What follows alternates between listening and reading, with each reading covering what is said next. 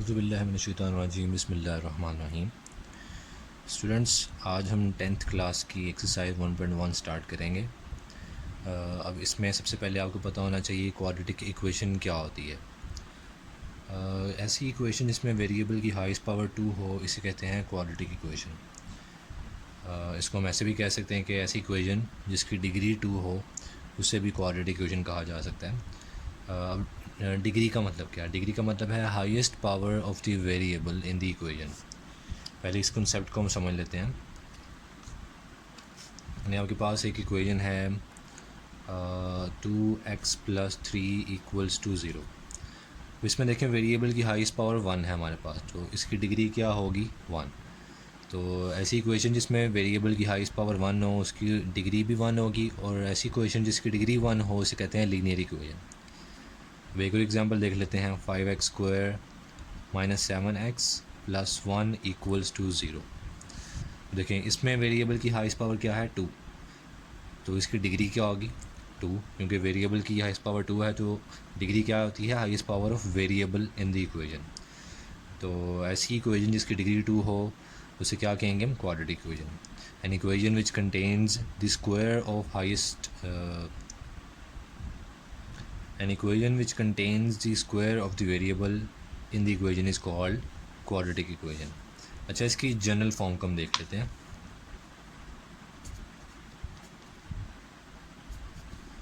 General form हम quadratic equation को लिख सकते हैं ax² + bx + c = 0। इसमें 3 कांस्टेंट वैल्यूज़ हैं, a b c। ये सारे हमारे पास क्या हैं? रियल नंबर से बिलोंग्स करने चाहिए। इसमें एक चीज़ का आप ख्याल करना है आपने कि इसमें जो कोफिशिएंट ऑफ x² है, कोफिशिएंट ऑफ x² यानी a, ये ज़ीरो नहीं होना चाहिए, क्योंकि अगर a ज़ीरो हो जाएगा तो डेफिनेटली x² वाली वैल्यू आपके पास एलिमिनेट हो जाएगी। तो रिमेनिंग एलिमेंट bx + c, तो इसमें वेरिएबल की हाईएस्ट पावर 1 आएगी, तो जिसकी वजह से ये क्वाड्रेटिक इक्वेशन नहीं रहेगी, ये लीनियर इक्वेशन हो जाएगी। तो इसलिए कोफिशिएंट ऑफ x² आपके पास ज़ीरो नहीं होना चाहिए। अच्छा, अब क्वाड्रेटिक इक्वेशन की एक और टाइप है हमारे पास, जिसे प्योर क्वाड्रेटिक इक्वेशन भी कहते हैं।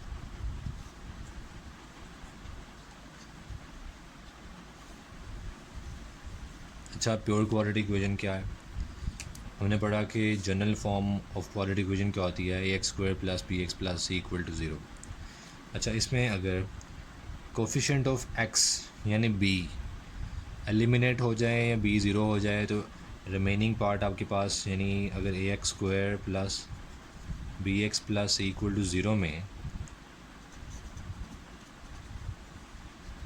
कोफिशिएंट ऑफ x अगर ज़ीरो की इक्वल आ जाए, तो हमारे पास बाकी क्या बचेगा? ax² + c = 0। यानी ऐसी इक्वेशन जिसमें x वाला फैक्टर हो ही ना, या कोफिशिएंट ऑफ x = 0 हो, तो ऐसी इक्वेशन को हम क्या कहते हैं? Pure quadratic equation. अच्छा, क्वाड्रेटिक इक्वेशन को सॉल्व करने के हमारे पास कौन कौन से मेथड हैं, उन्हें डिस्कस कर लेते हैं।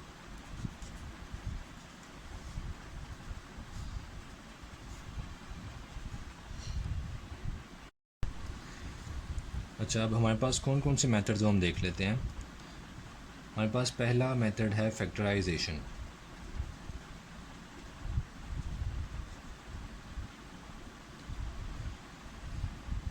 सेकंड मेथड है by solving completing square method.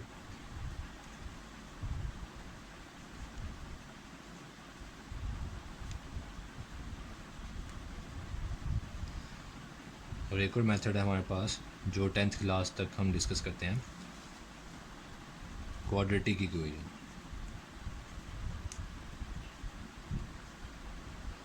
Quadratic equation हमें याद होनी चाहिए। अगर हम एक्स के लिए सॉल्व कर रहे हैं तो एक्स की वैल्यू हम निकाल सकते हैं -b + (b² -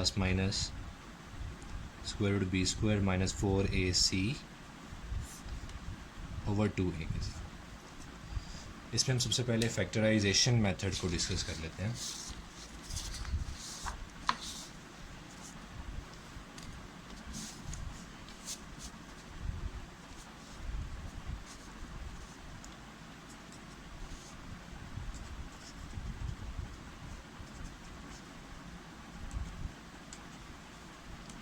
अच्छा, एक एग्जांपल मैं आपके इस पास ले लेता हूँ, x square minus x minus 20 equal to 0। Question number 2 का फर्स्ट पार्ट है हमारे पास।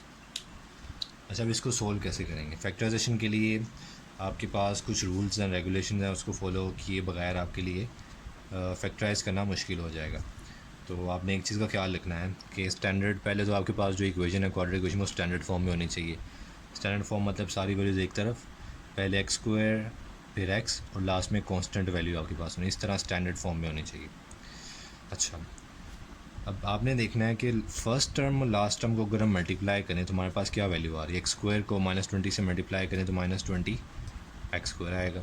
ठीक है, तो फैक्टराइज कैसे करेंगे? अगर स्टैंडर्ड फॉर्म है तो first term as it is, last term as it is, equal to 0। अच्छा, हम इसको मिड टर्म ब्रेकिंग प्रोसेस के साथ फैक्टराइज कर रहे हैं। मिड टर्म ब्रेकिंग यानी मिड टर्म को हम ब्रेक करेंगे तो डेफिनेटली दो वैल्यूज़ हमारे पास यहाँ पे आनी चाहिए। अब दोनों वैल्यूज़ को इस तरह हमने ब्रेक करना है, यानी एक्स को इस तरह ब्रेक करेंगे कि दो वैल्यू जो यहाँ पे आएंगी, इन दोनों को प्लस करें या माइनस करें तो माइनस एक्स आना चाहिए, और दोनों को मल्टीप्लाई करें तो -20 एक्स स्क्वायर आना चाहिए। आपको पता है -20 एक्स स्क्वायर कैसे आया? फर्स्ट टर्म और लास्ट टर्म को मल्टीप्लाई करने से -20 एक्स स्क्वायर आया। अच्छा, अब फैक्टर्स याद तो होंगे नहीं हमें कि ब्रेक करने से कौन सी दो वैल्यूज़ आनी चाहिए। तो एक ट्रिक आपके पास क्या है, आपके पास यहाँ पे 20 है, 20 का आप एलसीएम ले लें। अब यहाँ से आपने ये रेंज करके दो वैल्यूज़ निकालें जिन दोनों को प्लस या माइनस करने से -x आना चाहिए और दोनों को मल्टीप्लाई करने से -20 एक्स स्क्वायर आना चाहिए। अच्छा, अगर मैं एक वैल्यू ले लेता हूँ 2 to the 4, एक वैल्यू ले लेता हूँ 5 को 4 से मल्टीप्लाई करेंगे 20 आएगा, और 5 में 4 सब्ट्रैक्ट करेंगे तो 1x आएगा। तो एक वैल्यू हमारे पास आ गई 5x और एक आ गया 4x।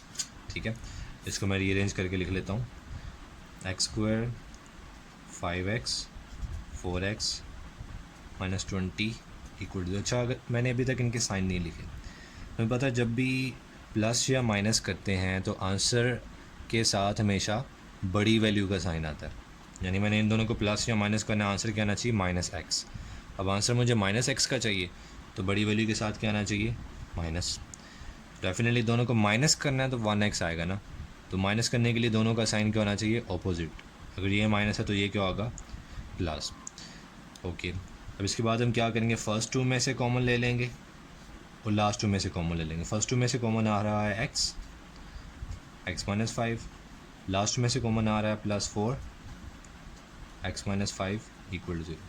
अब एक टर्म हमारे पास ये है और एक टर्म ये है, इन दोनों में से क्या कॉमन आ रहा है, x -5, बाकी क्या बचेगा, x +4 इक्वल टू 0।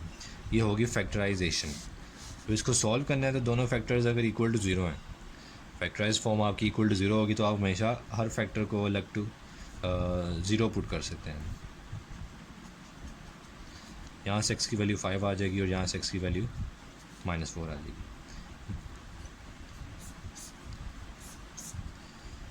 अच्छा, अभी हम डिस्कस कर लेते हैं दूसरा मेथड बाय क्वाड्रेटिक इक्वेशन।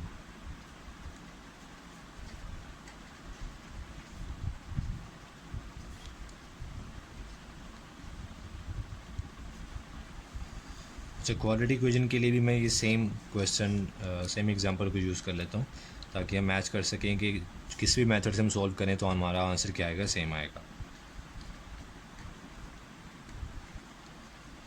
पहले तो हमें क्वाड्रेटिक इक्वेशन याद होनी चाहिए। एक्स के लिए सॉल्व करना है तो एक्स के लिए क्वाड्रेटिक इक्वेशन क्या होगी, -b + square root b square -4ac over 2a।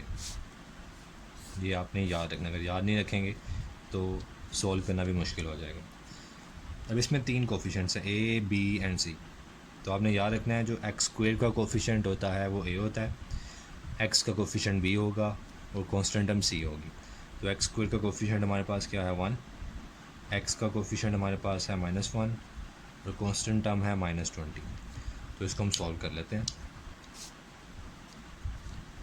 x is equal to -b + square root b square -4ac over 2a।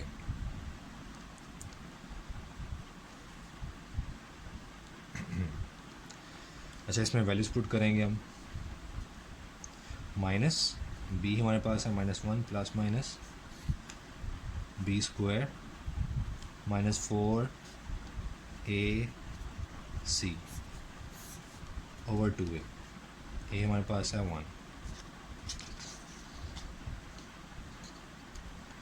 1 plus minus B square -1 का स्क्वायर 1 माइनस माइनस से multiply होगा तो 4 into 2 80 over 2।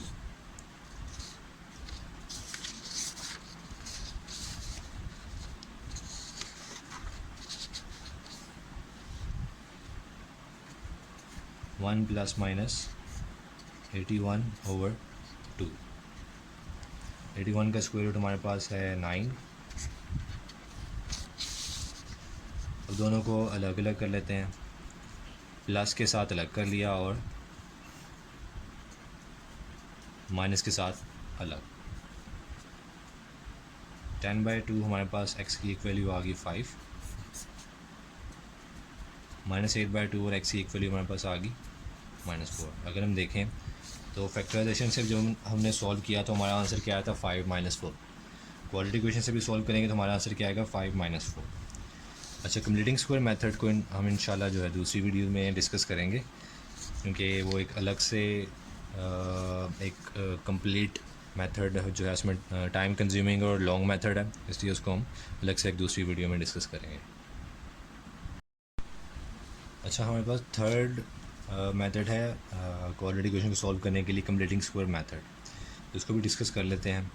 इसमें भी आपने एक चीज़ का ख्याल करना है कि आपके पास वेरिएबल्स जिनके साथ है, वेरिएबल्स वाली टर्म्स को एक साइड पर रख लें और कांस्टेंट टर्म को एक साइड पर कर लें।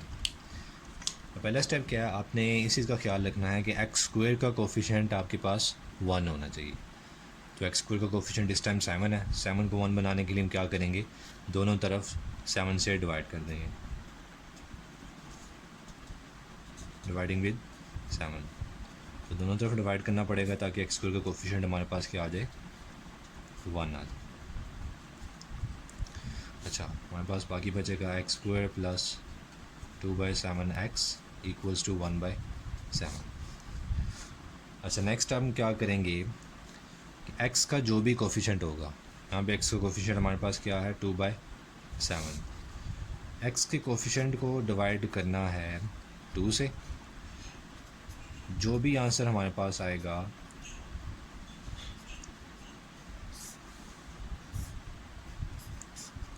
x का जो भी कोफिशिएंट है उसे 2 से डिवाइड करेंगे। 2 से डिवाइड करने पे जो भी आंसर आएगा इसका होल स्क्वायर दोनों तरफ ऐड कर देना,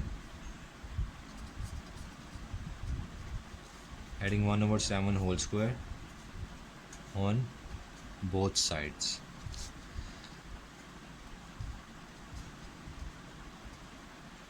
one over seven whole square 1/7 plus 1/7 whole square. Repeat कर देता हूँ, एक्स का जो भी कोफिशिएंट होगा उसको आपने 2 से डिवाइड करना है। 2 से डिवाइड कर दें या 1/2 से मल्टीप्लाई कर दें, एक ही बात है। तो जो आंसर आएगा उसका होल स्क्वायर आपने दोनों तरफ ऐड कर देना है।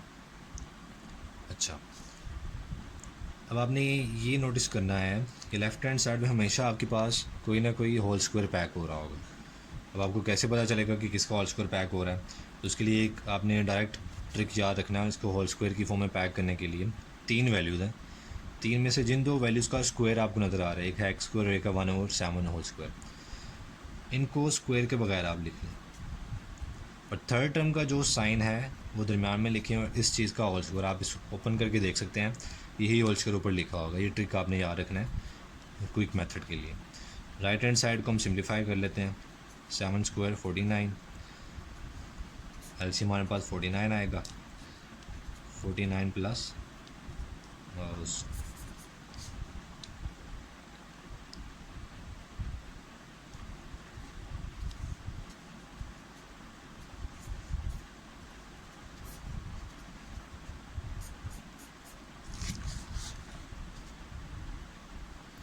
ओके, एलसीएम हमारे पास 49 आएगा।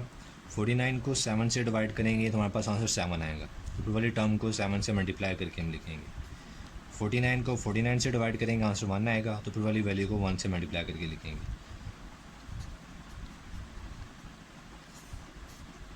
हमारे पास आ गया 8/49। अच्छा, हम सॉल्व कर रहे हैं, सॉल्व करने का मतलब है जो वेरिएबल है उसका आंसर हमने निकालना है, यानी इसमें वेरिएबल एक्स है तो एक्स का आंसर निकालने के लिए पहले है तो हमें ये स्क्वायर ख़त्म करना पड़ेगा। तो स्क्वायर ख़त्म करने के लिए दोनों तरफ स्क्वायर रूट लेंगे हम।